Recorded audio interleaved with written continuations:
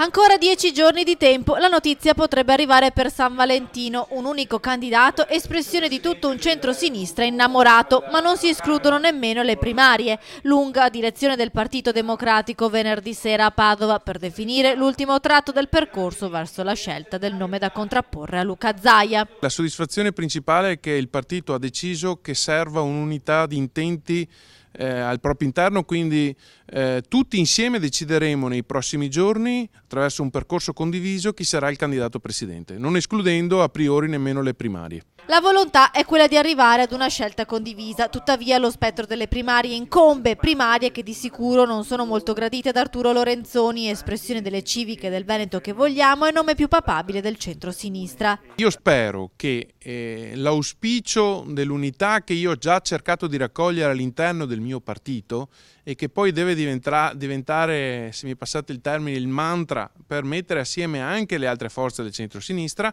sappia guidarci tutti assieme per trovare in maniera condivisa un candidato. Qui l'importante è avere un progetto alternativo. Chi poi impersonifica come prima persona e il progetto stesso è importante ma secondario. Di fatto questi ultimi 10 giorni serviranno al PD per capire se non ci possa essere anche un esponente di partito spendibile da contrapporre ad un civico per le eventuali primarie. Quel che è certo, dice Bisato, è la volontà di un programma unitario. Siccome il progetto è importante, la persona è significativa ma è come dire, conseguente al progetto stesso. Quindi non escludo a priori che possa esserci una sintesi su un candidato che non è del Partito Democratico. L'importante è che in maniera paritetica tutti pongano sul tavolo indicazioni e ci si confronti.